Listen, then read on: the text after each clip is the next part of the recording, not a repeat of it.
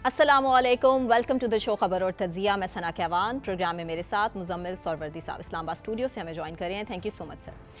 सबसे पहले बात बलूचिस्तान में हालिया दहशतगर्दी के पेश नज़र, जहाँ पर वज़ीर आज़म पाकिस्तान शहबाज शरीफ ने कोयटा में एपेक्स कमेटी के इजलास की सरबराही की और बड़ा अहम खिताब था उनका, और इस इजलास में आर्मी चीफ समेत वज़रा और आला अफसरान ने भी शिरकत की। आपको सबसे पहले सुनवाते हैं कि वज़ीर आज़म शहबाज शरीफ ने क्या कहा।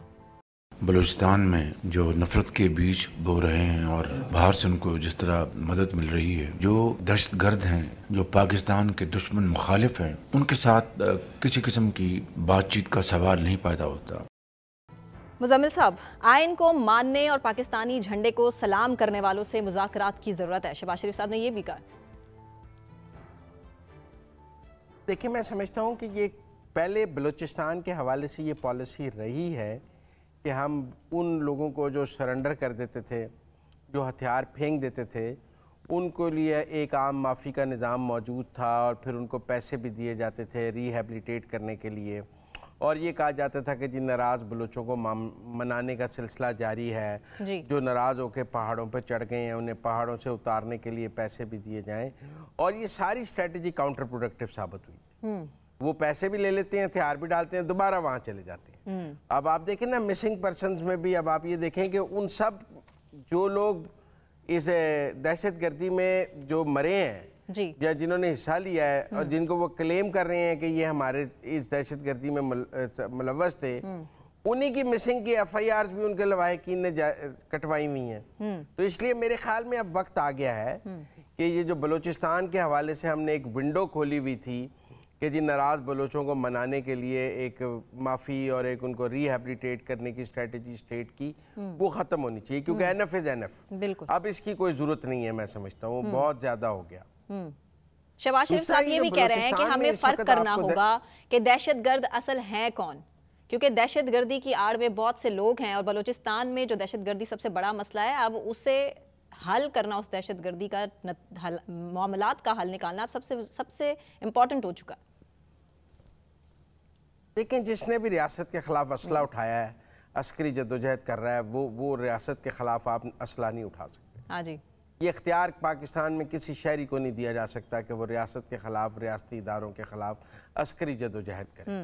ये ना सियासी जमात को, ना अस्करी जमात को, अस्करी जमात की तो कोई चांस ही नहीं है। तो मैं ये समझता हूँ कि हर वो जमात जो अस्करी जद्दोजहद कर रही है और यहाँ वो जिसने असला उठाया हुआ है, उनसे बात नहीं होनी चाहिए। रियासत की स्टैंडर्ड पॉलिसी होनी चाहिए कि जिसने असला उठाया है उसको कैफरे किरदार तक पहुंचाया जाएगा। ये जो हम बीच में ट्रूस और सीज फायर और ये करने लग जाते हैं, अमन मुआहदे, इसने रियासत को नुकसान पहुंचाया है।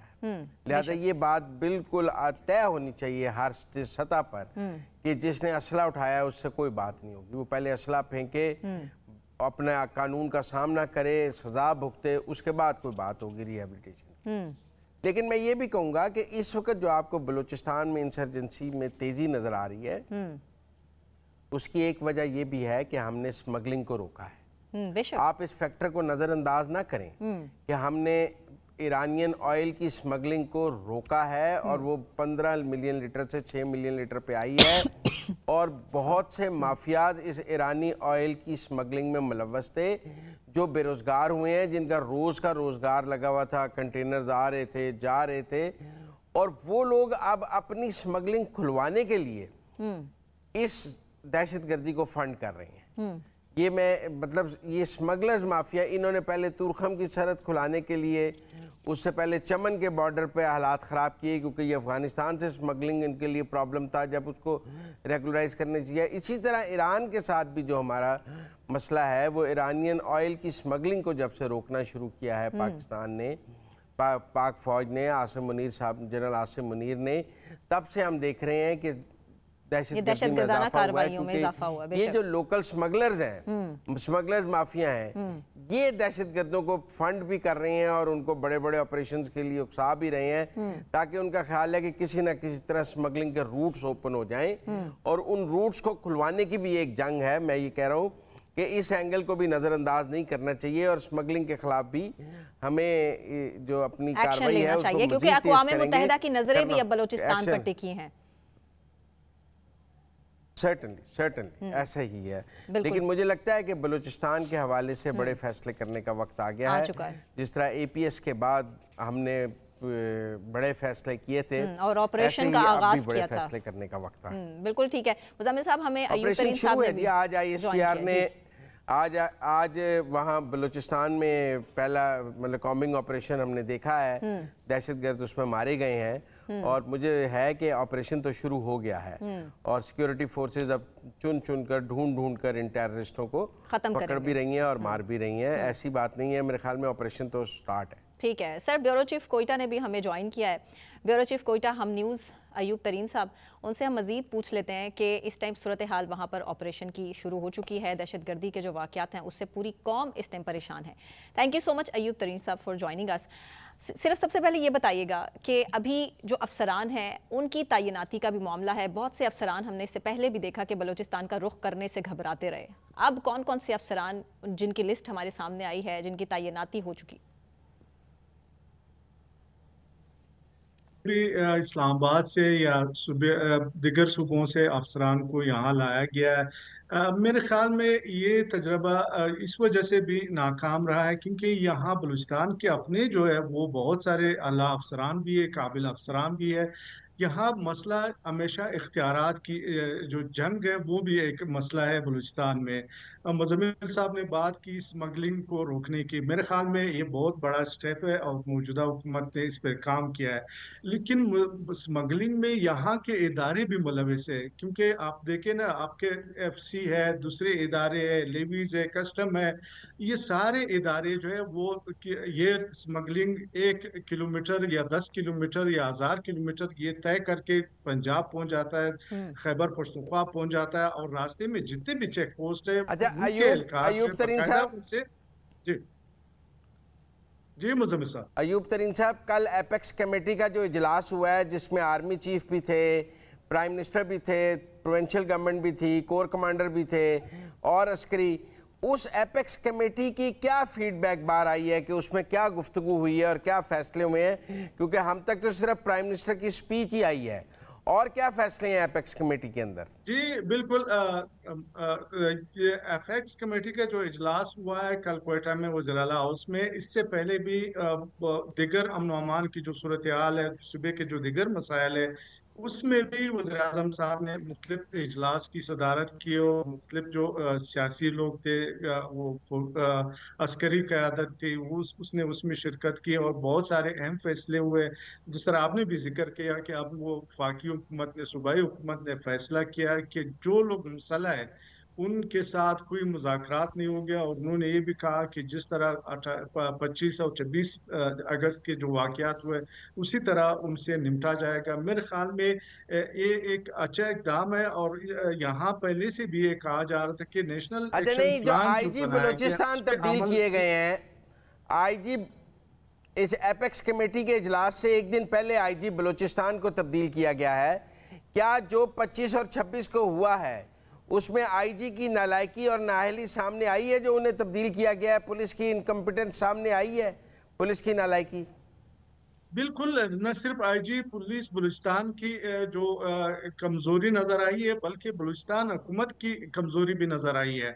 क्योंकि हमने देखा कि जब ये वाक़यात हुए उसके फौरन बाद यहाँ जो एक बाइक़्तिदार लोग हैं या बरसर इक़्तिदार लोग हैं, उन्होंने सिर्फ बयानात तो दिए कि उसकी मजम्मत भी की और ये भी कहा कि हम ये करेंगे वो करेंगे, लेकिन जो वाक़यात हुए जिस रात, उसके बाद जब आम लोग थे या जो मुतासिर थे, उन्होंने कहा था कि 5-5, 6-6 घंटे तक वहाँ पे कोई भी नहीं था, न पुलिस था न लेविस था, बल्कि यहाँ तक कहा कि FC एहलकार भी वहाँ पे नहीं पहुंचे। तो ये मसला है। ये हम ये कह सकते हैं कि ये जो मौजूदा सूबाई हुकूमत है ये उनकी कमजोरी इसमें जाहिर हो रहा है, लेकिन बदकिस्मती हमारी ये है कि जो असल मसला है हमारे अयूब तरीन साहब, अयूब साहब, अब एक ट्रेंड सामने आया है कि वो किसी न किसी जगह पे शाहराह को, सड़क को बंद करके तो उस पर सड़क को ब्लॉक कर देते हैं। 8-10 लोग आते हैं, सड़क पर बैरियर लगाते हैं और ब्लॉक कर देते हैं। ये शाहराहों को महफूज कैसे करेंगे? क्योंकि इतनी बड़ी बड़ी शाहराहें हैं बलूचिस्तान में। आप देखें तुर्बत से कोयटा 14 घंटे, तुर्बत से कराची 16 घंटे, फिर कोयटा से कराची, कोयटा से इधर, इतनी बड़ी बड़ी शाहराहों को महफूज करने का क्या तरीका है? वो तो किसी एक जगह पे खड़े होके ब्लॉकेट लगा देंगे। बिल्कुल मुजम्मिल साहब, आपने भी बलूचिस्तान के अंदर सफर किया, आपको पता है कि जगह जगह आपको चेक पोस्टें नजर आ रही है और जगह जगह एफसी के एहलकार, लेवीज और पुलिस एहलकार जो है वो गश्त करते रहते हैं। ये ऐसा नहीं कि पूरा बलूचिस्तान बिल्कुल ओपन है। आम आदमी को हर चेक पोस्ट पे हर जगह रोका जाता है और उनसे पूछगछ की जाती है कि कहाँ से आ रहे हो, कहाँ जा रहे हो। लेकिन ये मैंने पहले बता दिया था कि इसमें सूबाई हुकूमत की आप ये कह सकते हैं कि नालायकी इस लिहाज से जरूर है कि जो वाकयात होने थे, क्योंकि हर साल 26 अगस्त को नवाब अकबर खान बुगटी की बरसी मनाई जाती है और ये बरसी के मौके पर इस तरह के वाकयात होते हैं। तो ये इस बार इस तरह के वाकयात के रोकथाम के लिए पहले से कोई इंतजाम नहीं था, कोई प्लान नहीं था, बल्कि जिन लोगों के साथ ये वाकयात हुए, और इसमें ये भी नहीं है कि पंजाबी जो पंजाब के लोग थे वो निशाना बने, बल्कि यहाँ के जो पश्तून थे वो भी निशाना बने, बलूचिस्तान के जो बलोच थे वो भी इसमें निशाना बने। और इसको सिर्फ क्योंकि आपने भी बता दिया कि जो मुसल्लह लोग हैं उनका कोई कौमियत, कोई मजहब, ये चीज नहीं होती है, उनकी अपनी मर्जी होती है। जिस जगह पे खड़ा है वो जिसको चाहे वो मार सकता है, जिसको चाहे वो छोड़ भी सकता है। ठीक है, बहुत शुक्रिया अयूब आपके टाइम के लिए। मुजम्मिल साहब, अभी तर्जुमान बलोचिस्तान हुकूमत शाहिद रिंद साहब ने हमें ज्वाइन किया है। Shahid, thank you so much for joining us. Muzammil साहब, over to you. Shahid Rind साहब, आपसे दो सवाल सबसे पहले करना चाहूँगा। एक तो पुलिस की क्या नाअहली थी कि आईजी बलूचिस्तान को चेंज करना पड़ा? आप समझते हैं जो 25-26 को हुआ उसमें पुलिस का बहुत बड़ा फेलियर था, जिसकी वजह से आप लोगों ने आईजी को चेंज किया और सारा वो कहते हैं आपने मलबा पुलिस पर डाल दिया और बाकी सिक्योरिटी इदारों को बेल आउट पैकेज मिल गया एक आईजी की तब्दीली से। और दूसरा ये है कि आपके जो प्रोविंशियल गवर्नमेंट का रिस्पांस है वो कहते हैं बहुत वीक रहा, शाहराहें ब्लॉक हुई, सब हुआ, प्रोविंशियल गवर्नमेंट कहीं नज़र नहीं आई। मुजम्मिल साहब, आपने बहुत ही, आप सीनियर जर्नलिस्ट हैं, सीनियर ऑब्जर्वर हैं, आपने दोनों स्वीपिंग स्टेटमेंट्स दी हैं। मैं अगर स्ट्रेट फॉरवर्डली ये लफ्ज़ कहूँ कि मैं इन दोनों बातों की तरदीद करता हूँ तो आपकी तौर पे गलत होगा। आईजी पुलिस खालिद शेख साहब, वो आपका हक है। मेरा हक है, बिल्कुल। मैं वही वजाहत करने लगा था। आईजी पुलिस खालिद शेख साहब गुज़िश्ता 2.5 से 3 साल से बलूचिस्तान में पोस्टेड थे और he is the longest serving IG. IG का ट्रांसफर ड्यू था और वो अंडर कंसिडरेशन था। सिर्फ एक वाकये की सूरत में हम ये कहें कि आईजी पुलिस का ट्रांसफर किया गया, ये गलत है। ये बिल्कुल ही जिसे कहते हैं, इसकी मैं तरदीद करता हूँ। आईजी साहब का ट्रांसफर ड्यू था, अंडर डिस्कशन था, उसके लिए मुख्तलिफ नाम ज़ेर गौर थे। और ये जरूर आप कह सकते हैं कि टाइमिंग ऐसी हुई जिसकी वजह से एक परसेप्शन बनी। दूसरा आपका पॉइंट कि हुकूमत बलूचिस्तान का रिस्पांस बहुत ही स्लो था। देखिए, एक चीज याद रखिए, 25 और 26 की दरमियानी रात बलूचिस्तान में कोई मामूली हालात नहीं थे। एट अ टाइम कोई 5 से 6 मकामात पर जो है दहशतगर्दी की कार्रवाइयों का आगाज हुआ। जिन जगहों पर सिक्योरिटी इंस्टॉलेशंस को अटैक किया गया वो 2 मकामात थी, एक खड़कूचा और एक लसबेला। दोनों में जो लॉस है सिक्योरिटी फोर्सेस का या ऑफिशियल साइट का, वो ना होने के बराबर है। उसके अलावा जहां पर आम मुसाफिरों को निशाना बनाया गया वहां पर जरूर हमें नुकसान हुआ है और उस पर हमने अफसोस का भी इजहार किया है और उसके खिलाफ कार्रवाई भी की जाएगी। लेकिन शायद भाई, अब क्वेश्चन ये हुआ कि रेलवे पुल तो वो तोड़ गए हैं और शाहराहों के हवाले से खौफ आ गया है कि जी वो किसी भी जगह 4-6 लोग रोककर शाहराह ब्लॉक करके अपनी पिकेट लगा लेंगे, तो अनसेफ हो गया ना पूरा बलूचिस्तान ट्रैवल करने के लिए। रेल से आप जा नहीं सकते, जहाज़ का इतना ज़्यादा वहाँ है नहीं, तो रोड एक आपका राब्ता था बलूचिस्तान से, वो बहुत अनसेफ हो गया। और प्रोविंशियल गवर्नमेंट के पास क्या प्लान है कि इस रोड नेटवर्क को सेफ किया जाए? क्योंकि अब कोई भी जाने वक्त ये सोचेगा कि यार पता नहीं कहाँ पे पिकेट लगी होगी, क्या हो जाए कहाँ पे। जुमन साहब, आपका पॉइंट बिल्कुल वैलिड है। आपने जो बात की बोलान के, आपने रेलवे ट्रैक का जिक्र किया। देखिए, हम वही हिस्से का सवाल पूछते हैं जो हमें लगता है। इसी बोलान में जिस जगह पे रेलवे ट्रैक को टारगेट किया गया, इसी जगह पे हाईवे को बंद करने की एक इत्तला थी جہاں پر فرنٹیئر کور بلوچستان کی جانب سے ایک پارٹی روانہ کی گئی اس ساری صورتحال سے نمٹنے کے لیے، جس میں دہشت گردوں نے ایک ایسا ایمبوش کیا سیکورٹی فورسز پر جس میں 80 بلوچستان کے ایک کیپٹن سمیت 10 جوانوں نے جام شہادت نوش کی۔ تو اب آپ اندازہ لگا سکتے ہیں کہ اس وقت وہاں صورتحال کیا تھی۔ ایسا بالکل نہیں ہے کہ کہیں پر سیکورٹی فورسز نے رسپانس نہیں کیا۔ دوسرا آپ کا پوائنٹ بالکل اپنی جگہ پہ ویلڈ ہے کہ شاہراہوں کے حوالے سے ایک جو ہے وہ صورتحال ایسی پیدا ہوئی ہے۔ اس ساری صورتحال کو جو 25 اور 26 کی درمیانی رات ہوئی ہے اس میں جہاں جہاں پر لوپ ہولز سامنے آئے ہیں، گزشتہ جو میٹنگز ہیں لا اینڈ آرڈر کے حوالے سے جس میں اعلیٰ سیاسی شخصیات کے ساتھ عسکری حکام بھی شریک رہی ہیں، اس میں ایک لائے عمل طے کر لیا گیا ہے اور آئندہ جو ہے نہ صرف قومی شاہراہوں کو محفوظ بنانے کے لیے ایک مکمل تبدیل کی گئی ہے بلکہ جو دیگر اگر کوئی ایسی دہشت گردی کی کارروائی ہے اس سے کس طریقے سے نمٹا جائے گا اس کے لیے بھی لائے عمل طے کر لیا گیا ہے۔ لیکن یہ فوراً نہیں ہے کہ وہ سارے پوائنٹس اس جگہ پہ ڈسکس کیے جائیں یا بتائے جائیں۔ اچھا، ایک جو سب اب بات ہو رہی ہے وہ یہ ہے کہ اب دہشت گردوں سے بات نہیں ہوگی۔ پرائم منسٹر بار بار کہہ رہے ہیں اور جگہوں سے یہ بات آ رہی ہے، لیکن بلوچستان میں ایک اسٹریٹجی تھی نا ناراض بلوچوں کو منانے کی، جو سرنڈر کر دے آپ اس کی ری ہیبلیٹیشن کے لیے اس کو پیسے بھی دیتے تھے کہ ہم پہاڑوں سے لوگوں کو نیچے لا رہے ہیں۔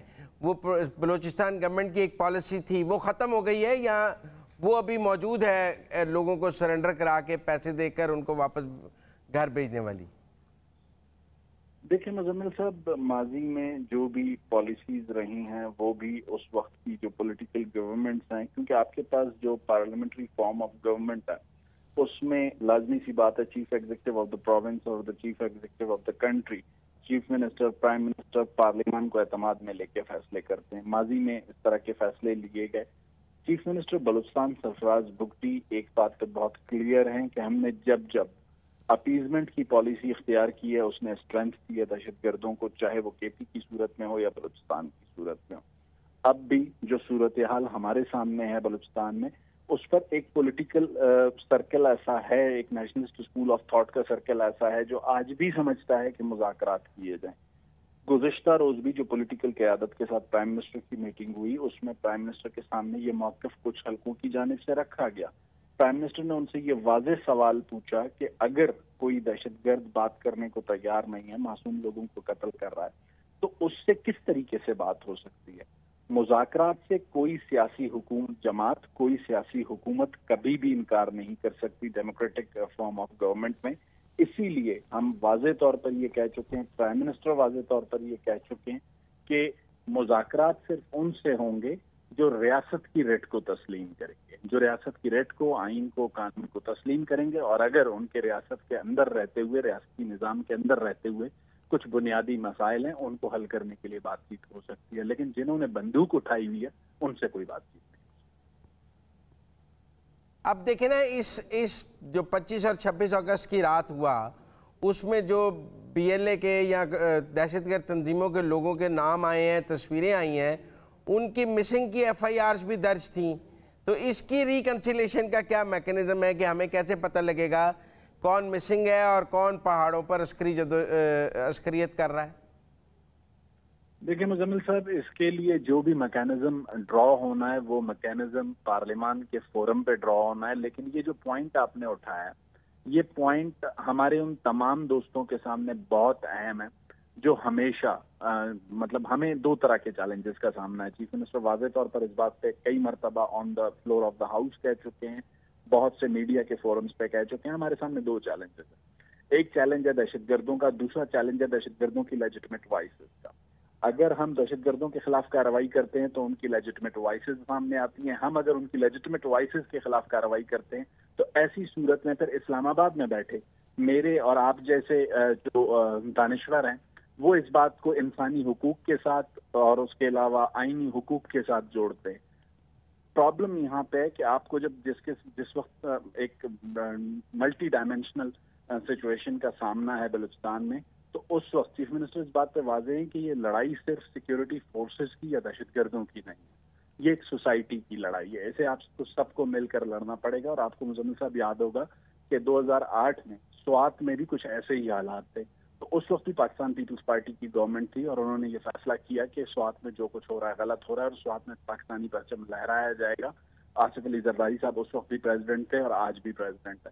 آج بھی وہی 3D کی جو پالیسی ہے جو سوات کے آپریشن کے وقت تھی، ڈائلاگ، ڈیٹرنس اور ڈیولپمنٹ، آج بھی پولیٹیکل گورنمنٹ اور جو سیاسی اور عسکری حکام ہیں وہ ڈائلاگ، ڈیٹرنس اور ڈیولپمنٹ تینوں پر کام کرنے کو تیار ہے. بہت شکریہ شاہد صاحب ہمارے ساتھ بات کرنے کا. سر بریک لے لیتے ہیں، بریک سے واپس آنے کے بعد ہم کنٹینیو کریں گے، ہمارے ساتھ رہیے.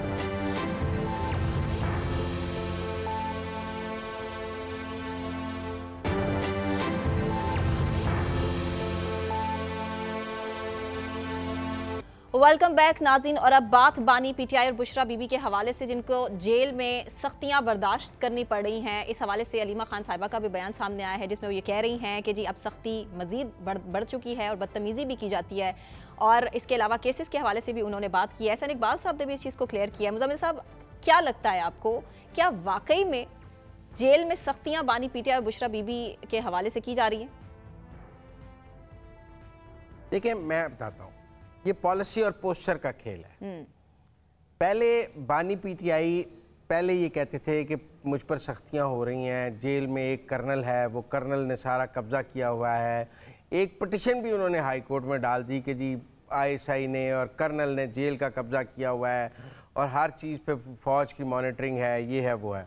اچھا، اب بعد میں صورتحال کیا سامنے آئی؟ صورتحال یہ سامنے آئی کہ انہوں نے جیل کے اندر ڈپٹی سپرنٹینڈنٹ کے ساتھ مل کر 5-6 لوگوں کے ساتھ مل کر ایک فیسلٹیز کا ایک سینٹر بنایا ہوا تھا جس میں ان کے پاس فون کی سہولت بھی تھی، کمیونیکیشن بھی ان کی جنرل فیض کے ساتھ، زلفی بخاری کے ساتھ سب سے چل رہی تھی اور وہ پوری جیل کو انجوائے کر رہے تھے. اور ایسا تھا ہی نہیں کہ وہ جیل میں ہیں، ان کی 24 گھنٹے کی کمیونیکیشن چینلز اوپن تھے. لیکن وہ پٹیشن کر رہے تھے کہ جیل پہ انٹیلیجنس ایجنسیوں کا قبضہ اور میرے پہ بڑی سختی ہے. یہ ہے پالیسی اور پوسچر کا کھیل. پوسچر انہوں نے کہا کہ یہ رکھیں بڑی سختیاں اور نیچے سے نرمیاں جاری رہیں. اب مجھے یہ لگتا ہے کہ وہ نیٹ ورک ٹوٹ گیا ہے. وہ ڈپٹی سپرنٹینڈنٹ صاحب کا بھی چلے گئے، 5-6 لوگ اور چلے گئے، نئی ٹیمیں آ گئی ہیں، نئی سے بھی وہ مراحت حاصل نہیں ہیں جو پہلے حاصل تھیں، جو پہلے کمیونیکیشن چینلز تھے وہ اویلیبل نہیں ہیں. تو ایک فرسٹریشن تو نظر آ رہی ہے اور اب آن دا میرٹ گفتگو ہو رہی ہے کہ یہ آپ کو مل سکتا ہے، یہ نہیں مل سکتا. لیکن میں نہیں سمجھتا کہ ان کے ساتھ کوئی بدتمیزی کر سکتا ہے یا آپ سمجھیں کہ ان کے ساتھ کوئی زیادتی ہو رہی ہے. یہ ضرور ہے کہ جو پہلے ان کے پاس غیر قانونی مراحت حاصل تھیں جیل کے اندر، جن میں فون اور دیگر سہولیات تھیں، وہ بند ہو گئی ہیں. اچھا، لیکن احسن اقبال صاحب جن سہولیات کی طرف اشارہ کر رہے ہیں مزمل صاحب، اور وہ یہ کہہ رہے ہیں کہ 5 سٹار سہولتیں ہیں جو کہ جیل میں مہیا کی جا رہی ہیں. اب یہ 5 سٹار سہولتیں تو نہیں کہہ سکتے نا ہم، آپ بیسک سہولتیں ضرور کہہ سکتے ہیں، جس میں سپرنٹینڈنٹ جیل کی بھی ایک لمبی لسٹ آئی ہے کہ کھانے کے لیے علیحدہ کچن ہے، ورزش کے لیے مشین ہے، واک کی جگہ ہے، چوہے والی بات بھی جھوٹ ہے اور گٹر بھی کوئی کھلا نہیں ہے. دیکھیں آپ یہ بتائیں کہ کیا جیل میں سب قیدیوں کو یہ سہولیات حاصل ہیں جو بانی پی ٹی آئی کو حاصل ہیں؟ دیکھیں ان کا تو عوامی مقدمہ یہی تھا نا کہ آپ کو جیل میں ڈیول سٹینڈرڈز نہیں ہونے چاہیے، اور وہ کہتے تھے میں AC اتار لوں گا، گھر سے کھانا بند کر دوں گا. یہی نیریٹو تھا نا جو ہم نے ان سے 4 سال سنا ہے. اب اگر ان کے پاس اسپیشل کچن ہے، اسپیشل ایکسرسائز ہے، اسپیشل واک کی فیسلٹی ہے، تو یہ اسپیشل سہولیات کے تو وہ خود بڑے خلاف تھے، تو آج انجوائے کر رہے ہیں. اس تناظر میں آپ اس کو دیکھیں کہ ان کی اپنی تقریروں کے ساتھ ملا کر سہولیات کو دیکھا جائے کہ وہ خود کیا سٹانس لیتے تھے اور آج ان کیا کر رہے ہیں. باقی یہ ٹھیک ہے کہ ان کو واقعی اگر آپ کے پاس ایک سیپریٹ کچن ہے اور آپ جیل کا کھانا نہیں کھا رہے اور آپ کے لیے اسپیشل کھانا پکتا ہے جو آپ کی مرضی کے مطابق ہے، جو آپ کا دل چاہتا ہے آپ کھاتے ہیں، تو یہ ایک 5 سٹار سہولت تو ہے. لیکن ڈمبل نہیں دے رہے. علیمہ خان صاحب ابھی یہ کہہ رہی ہیں کہ خان صاحب نے منگوائے تھے ایکسرسائز کے لیے اور وہ کہتے ہیں کہ جی جیل انتظامیہ کے سامنے ہی، بے شک سپرنٹینڈنٹ کے سامنے ہی وہ ایکسرسائز کریں گے اور اس کے بعد وہ ڈمبل ان کو واپس کر دیں گے، تو وہ بھی نہیں دے رہے ان کو. دیکھیں یہ جیل میں آپ کوئی کینچی نہیں رکھ سکتے، کوئی چھری نہیں رکھ سکتے پھل کاٹنے کے لیے، ڈمبل بھی نہیں رکھ سکتے. قیدی خود کو مار لے یا کسی کو مار دے، ایسی کوئی چیز جو بطور ہتھیار استعمال ہو سکتی ہو میری سمجھ میں جیل میں قیدی کو نہیں دی جا سکتی. تو اس لیے میرا یہ خیال ہے کہ یہ واقعی انہیں ڈمبل نہیں مل سکتے. ہاں سب ڈمبل مار دیں کسی کو یا خود کو مار لیں، دونوں صورتوں میں بڑا مسئلہ ہو جائے گا. एक्सरसाइज मशीन तक तो बात ठीक थी, तो वो तो उठा के नहीं ना मारी जा सकती अपने आप को या किसी को, भारी होती है। लेकिन डंबल वगैरह का मामला तो ज़रा रिस्की है, मेरे नहीं ख्याल में ये दिए जा सकते हैं। जेल के मैनुअल्स के मुताबिक ऐसी कोई चीज़ कैदी को नहीं दी जा सकती जिसको वो बतौर हथियार खुद को ज़ख्मी करने के लिए या किसी को मारने के लिए इस्तेमाल कर सके, इसलिए नहीं है। लेकिन मैं समझता हूँ कि ये एक पॉलिटिकल डिस्कोर्स की बात है। जो इमरान खान को सहूलियात हासिल हैं वो पाकिस्तान के आइन और कानून के मुताबिक दी जा सकती हैं तो उन्हें हासिल हैं। जो गैर कानूनी सहूलियात वो ले रहे थे वो जब कानून को पता लगा तो वो बंद हो गई। लेकिन जो किचन की सहूलत है, जो एक्सरसाइज मशीन है, ये कानून के मुताबिक, जैसे नवाज शरीफ का जो एसी था वो नहीं उतारा जा सका क्योंकि वो कानून के मुताबिक था। तो इसलिए कुछ हमारे जेल मैनुअल में स्पेशल फैसिलिटीज़ हैं, ए क्लास, बी क्लास, सी क्लास, तो उसके तहत फैसिलिटीज़ हैं। ये सियासी बहस है क्योंकि कल इमरान खान इन चीज़ों को अपने सियासी मुखालफिन के खिलाफ इस्तेमाल करते थे। आज इमरान खान के सियासी मुखालफिन इन्हीं सहूलियात को इमरान खान के खिलाफ इस्तेमाल कर रहे हैं। अलीमा खान साहिबा ने मुलाकातों पर पाबंदी के हवाले से भी जिक्र किया है। उन्होंने कहा कि 3 लोगों से ज़्यादा मुलाकात कोई नहीं करने दे सकता और आज भी इजाज़त नहीं है, वो कह रही हैं। और आज भी कह रही हैं कि ताख़ीर से मुलाकात हुई और कुछ को तो मिलने ही नहीं दिया गया, बाहर ही खड़ा रखा जेल से। सर्टनली जेल मैनुअल के तहत एक दौर में नवाज शरीफ की मुलाकातों पर भी पाबंदी थी, सिर्फ घर वाले मिल सकते थे। खान साहब की तो मुलाकातों का वर्ल्ड रिकॉर्ड है, जितनी मुलाकातें खान साहब ने एक साल में की हैं किसी कैदी ने नहीं की हैं। लेकिन जो खान साहब ने आज जेल में सहाफ़ियों से गुफ्तगू की है वो भी बड़ी इंपॉर्टेंट है। उन्होंने कहा है कि अवाम को सियासी जमातें इकट्ठा कर सकती हैं, फौज नहीं। ऐसा होता तो मशरकी पाकिस्तान ना टूटता। देखिए, मैं ये समझता हूँ कि बार बार खान साहब मशरकी पाकिस्तान का जिक्र करते हैं और उसके टूटने का जिक्र करते हैं और ऐसा शो करते हैं कि जैसे मशरकी पाकिस्तान को टूटने जैसे हालात पाकिस्तान में दोबारा हैं। एक तो ये वाजे करना पड़ेगा, देखें ना, मशरकी पाकिस्तान में एक सियासी जमात ने पाकिस्तान के दुश्मन की फौजों के साथ मिलकर पाकिस्तान को तोड़ा। क्या बानी पीटीआई ऐसा कोई एडवेंचर दोबारा करना चाहते हैं जैसा मुजीब ने किया? या वो ये समझते हैं कि, या मैं ये समझता हूँ कि सियासी जमातों को इक़्तिदार के लालच में इस इंतहा तक नहीं पहुंचना चाहिए कि वो मुल्क तोड़ने की तरफ चले जाएं। देखेंगे, इक़्तिदार के खेल में पाकिस्तान से हुब्बुल वतनी की कुर्बानी नहीं हो सकती। अगर मुजीब लॉयल टू पाकिस्तान नहीं रहा और वो इंडिया के साथ मिलकर पाकिस्तान तोड़ने की साजिश कर रहा था, तो अगर खान साहब का आइडियल मुजीब है तो मैं नहीं समझता कि ये कोई पॉजिटिव बात है। आज आप देख लें बांग्लादेश में मुजीब की जो हालत है, मुजीब की औलाद की जो हालत है, मुजीब के नाम लेने वालों की जो हालत है, खान साहब उसका भी बताएं लोगों को कि अगर कोई पाकिस्तान से दुश्मनी करेगा, पाकिस्तान को तोड़ने की कोशिश करेगा, तो वो जो भी कोशिश है वो जलीलो रुसवाई होगा, उसकी कोई इज्जत नहीं होगी। लिहाजा वो ये जो बार बार में मशरकी पाकिस्तान का से डराते हैं, इससे उन्हें खुद डरना चाहिए कि उनका अपना हाल मुजीब जैसा ना हो जाए। बिल्कुल ठीक। इसलिए मैं समझता हूँ कि बहुत ही गलत मिसाल देते हैं और बहुत ही कौम को मिसगाइड करने की बात करते हैं। उन्हें इस हवाले से इज्तनाब करना चाहिए और क्या वो मुल्क तोड़ने की दोबारा साजिश करना चाहते हैं जैसे मुजीब ने की, वैसी ही साजिश दोबारा करना चाहते हैं तो वो जरूर बता दें। इस मुल्क में मार्शल लॉ भी लगे। बिल्कुल ठीक। सर, ब्रेक ले लेते हैं, ब्रेक से वापस आने के बाद कंटिन्यू करेंगे, हमारे साथ रहिए।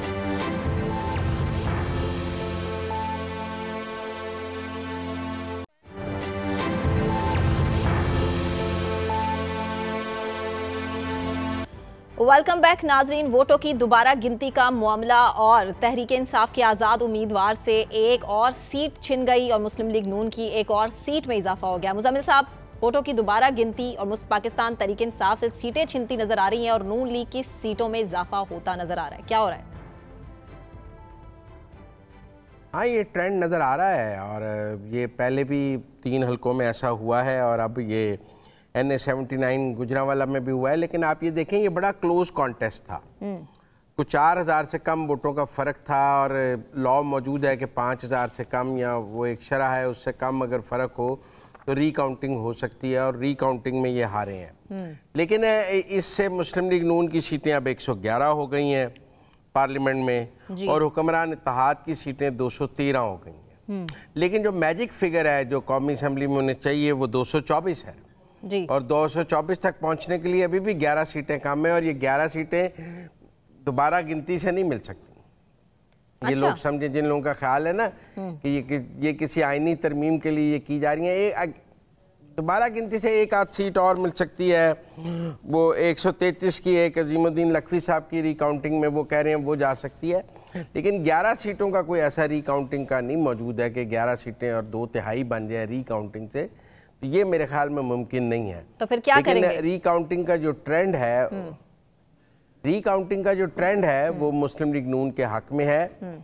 इसी तरह जैसे ज़िमनी इंतखाबात का पंजाब का सारा ट्रेंड जो है वो भी मुस्लिम लीग नून के हक में था, और ज़िमनी इंतखाबात में भी मुस्लिम लीग नून ने पंजाब में सारी सीटें जीती, जो भी एक ट्रेंड मुस्लिम लीग नून की तरफ शो करता है, और अब दोबारा गिनती का ट्रेंड भी मुस्लिम लीग नून की तरफ शो कर रहा है। बिल्कुल ठीक। लेकिन मुजम्मिल साहब, इससे पहले हम ये देख रहे हैं कि NA 81 का फैसला, NA 154 लोधरा का, गुजरांवाला की अब एक और सीट NA 79 है। मजीद सीट्स भी हमें ये इंडिकेशंस बानी PTI की तरफ से यूँ कह लीजिए कि तहरीक इंसाफ बड़ी कॉन्फिडेंट थी। कुछ अर्से पहले तक लतीफ़ कोसा साहब का बयान था हमारे सामने जिसमें कह रहे थे कि जी ये हल्के खुलेंगे और सीटें जो हैं वो तहरीक इंसाफ के हक में होंगी, हमें नज़र आएगा। लेकिन यहाँ तो उल्टा ट्रेंड चलता नज़र आ रहा है। जी, उल्टा ट्रेंड चलता नज़र आ रहा है। रिकाउंटिंग में मुस्लिम लीग नून जीत रही है, और रिकाउंटिंग में दोनों उम्मीदवारान मौजूद थे।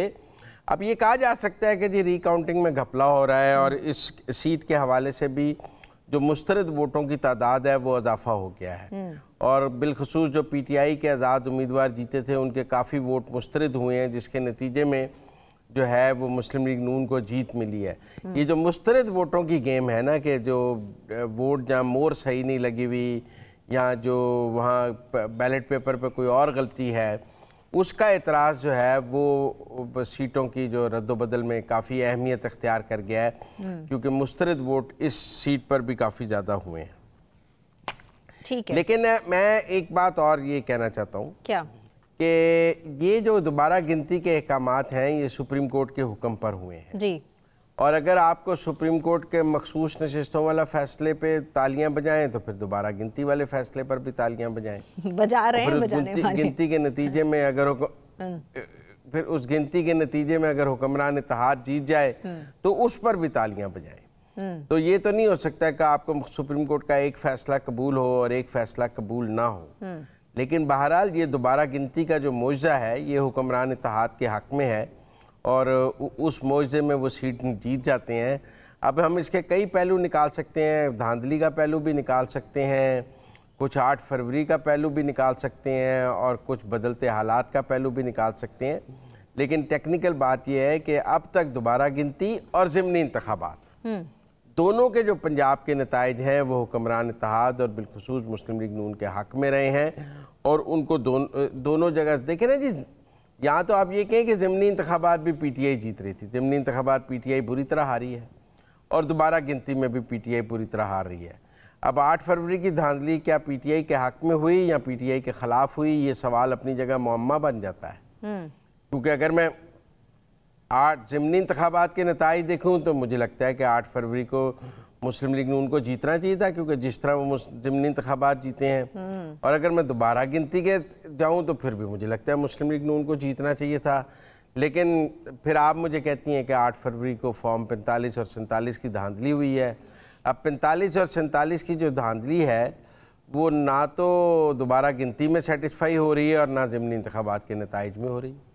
सर, आपको लगता है कि मज़ीद सीटें भी तहरीक इंसाफ से छीनी जा सकती हैं और हुकूमती इत्तेहाद जिस कोशिश में है कि मज़ीद सीट्स हासिल कर लें और मखसूस नशिस्तों के फैसले के बाद जो ये कोशिश हम देख रहे हैं कि बहुत ज़्यादा बढ़ चुकी है, उसके बाद हो सकता है कि तहरीक इंसाफ से मज़ीद सीटें भी छीनती हुई नजर आएं? क्या 1-2 और सीट लेंगे, 3, ये कोई बड़ी फिगर नहीं हो सकता। कोई बड़ा शिफ्ट तो मखसूस नशिस्तों से ही आना था जो रुक गया है। अब आप ये देखें कि अगर तो कहा जा रहा है कि ये सीटें 2/3 के लिए मिल रही हैं तो 2/3 तो इन सीटों से नहीं बन सकती। मतलब 2-3 और भी मिल जाए तो अभी 213 है, फिर 216 हो जाएंगी। लेकिन एक और बात हो सकती है क्या? कि अब जब मखसूस नशिस्तों का फार्मूला ड्राइव होगा, अब जब इन सीटों पर मखसूस नशिस्तें डिवाइड होंगी तो यकीनन हुक्मरान इत्तेहाद की मखसूस नशिस्तें भी 2, 4, 5 बढ़ जाएंगी। क्योंकि जब उनकी कौमी असम्बली की सीटें बढ़ जाएंगी तो फिर मखसूस नशिस्तों की सीटें भी उनकी बढ़ जाएंगी और PTI की मखसूस नशिस्तों की सीटें भी 1-2 कम हो जाएंगी। ये इफेक्ट ज़रूर मुझे नज़र आता है کہ جب بھی مخصوص نشستوں کا فیصلہ ہوگا، ابھی تو خیر وہ اس فیصلے میں بھی بہت آگ کے دریا ہیں جو عبور کرنے ہیں سپریم کورٹ کو بھی اور پی ٹی آئی کو بھی، کیونکہ کافی اس میں آگ کے دریا حکومت نے بچھائے ہیں کہ یہ عبور کر کے ہی وہ سیٹیں مل سکتی ہیں، لیکن اس کے باوجود بھی حکمران اتحاد اپنی مخصوص نشستوں کی سیٹوں میں اضافہ کر لے گا۔ ٹھیک ہے، لیکن سر صورتحال ہمیں یہی نظر آ رہی ہے کہ عدالتی فیصلوں پر تنقید ان سیاسی جماعتوں کی جانب سے بالکل اسی طریقے سے جاری ہے کہ جی اگر ہمارے حق میں فیصلہ آتا ہے تو پھر عدالتیں صحیح فیصلہ کر رہی ہیں، اور اگر ہمارے حق میں فیصلہ نہیں آتا تو وہی سیاسی جماعتیں پھر انہی عدالتوں کے فیصلوں پر تنقید بھی کرتی ہیں۔ تو سر کیا یہ جائز ہے؟ یہ بات ٹھیک ہے، میٹھا میٹھا ہپ ہپ اور کڑوا کڑوا تھو تھو یہ دونوں طرف سے ہو رہا ہے، اور اسی لیے کہتے ہیں سپریم کورٹ کو سیاسی معاملات سے دور رہنا چاہیے۔ اگر عدالتوں میں سیاست پہنچ جائے تو پھر عدالتیں سیاسی ہو جاتی ہیں، اور انصاف کے تقاضے پورے نہیں ہوتے۔ لیکن میں آپ کو ایک بات بتاؤں، ہاں انصاف اور قانون کے تقاضے پھر سیاسی فیصلوں میں پورے نہیں ہوتے، کیونکہ جب عدالتیں سیاسی فیصلے کرنے لگ جائیں، مقبولیت قبولیت کے فیصلے کرنے لگ جائیں، اور وہ یہ کہیں کہ ہمیں پتہ ہے، اور وہ سیاسی فیصلوں میں سیاسی انصاف کرنے لگیں، تو پھر آئینی اور قانونی انصاف نہیں ہوتا ہے۔ لیکن میں ایک اور بات بتاؤں، یہ 8 فروری کو جو گوجرانوالا کی ہار اور فیصل آباد کی ہار، یہ دونوں اضلاع کی جو ہار تھی یہ مسلم لیگ نون کے لیے بہت بڑا ڈینٹ تھا۔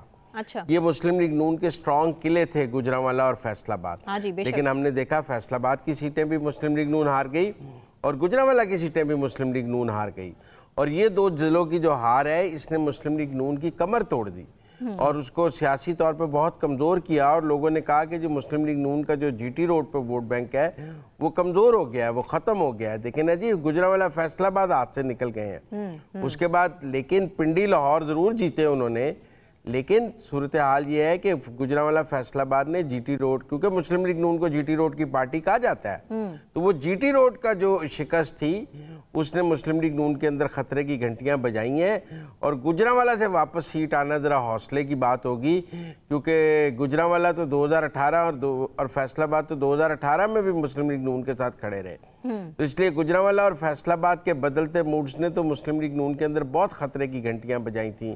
خرم دستگیر کی ہار نے بہت گھنٹی بجائی، رانا ثناء اللہ کی ہار نے بہت خطرے کی گھنٹی بجائی، عابد شیر علی کے ہار نے، یہ مسلم لیگ نون کے قلعے تھے، اور یہاں مسلم لیگ نون کھمبا بھی کھڑا کرتی تھی تو جیتتی تھی، لیکن ان کے بڑے بڑے برج الٹے ہیں الیکشن، بڑے بڑے برج الٹے ہیں 8 فروری کو، اور جس نے یہ سوال پیدا کیا کہ کیا مسلم لیگ نون کا ووٹ بینک کم ہو رہا ہے، مجھے لگتا ہے بڑی ٹھنڈے ہوا کا جھونکا ہے یہ گوجرانوالا کی سیٹ واپس آنا، کہ وہ سمجھیں گے کہ ہم گوجرانوالا میں واپس آئے ہیں، اور مارجن کم تھا، لیکن جہاں جہاں مارجن کم ہے وہاں وہاں حالات بدل رہے ہیں، کھیل بدل رہے ہیں، اور ابھی بھی میں آپ کو بتاؤں جو لوگوں کا خیال ہے نا کہ آئینی ترمیم کے لیے ہو رہا ہے، ہاں جی، وہ میرے خیال سے بہت پیچھے رہ گئی بات، ہاں ایگزیکٹلی وہ چیز تو بہت پیچھے رہ گئی، کیونکہ ہم حکومتی وزراء کے منہ سے ہی سن رہے ہیں۔ نہیں پیچھے تو نہیں رہی، آن دی کارڈز تو ہے، اچھا، لیکن یہ ایک سیٹ آنے سے وہ معاملہ حل نہیں ہوگا، ابھی بھی 11 سیٹیں کم ہیں، مولانا فضل الرحمان کی اگر 8 آ بھی جائیں تو پھر 3 کم ہیں، جب تک پی ٹی آئی کے لوگ نہیں ٹوٹیں گے یا سنی اتحاد کونسل کے یا وہ آزاد ارکان کا کوئی گروپ ٹوٹ کے نہیں حکومت کے ساتھ آئے گا، تب تک آئینی ترمیم نہیں ہو سکتی۔ یہ 1-2 سیٹیں ملنے سے آئینی ترمیم کا راستہ ہموار نہیں ہوگا، منزل قریب آ سکتی ہے لیکن آپ منزل پر پہنچ نہیں سکتے۔ منزل پر پہنچنے کے لیے جو آزاد ارکان ہیں یا سنی اتحاد کونسل ہے یا تو جو آزاد ارکان ہیں ان کے 15-20 ارکان ٹوٹ کے آ جائیں، اور یہ بہت بڑی خوشخبری ہوگی حکومت کے لیے، حکومتی اتحاد کے لیے، جو ہوتا نظر نہیں آ رہا۔ مجھے ابھی وہ حالات بھی نظر نہیں آ رہے کہ کوئی 15-20 کا گروپ ٹوٹ کے حکومت کے ساتھ آ جائے۔ میں ٹیکنیکلی بات کروں، اس کے لیے آپ کو پہلے بانی پی ٹی آئی کو ملٹری کورٹ میں لے جانا ہوگا، فوجی تحویل میں جائیں گے، پھر ہی یہ کوئی ٹوٹ پھوٹ شروع ہو سکے گی، اس کے بغیر یہ ٹوٹ پھوٹ شروع نہیں ہو سکتی۔ بالکل ٹھیک، بہت شکریہ مزمل صاحب۔ اسی کے ساتھ ہی مجھے ثنا کیوان کو اجازت دیجیے، اپنا بہت خیال رکھیے، اللہ حافظ۔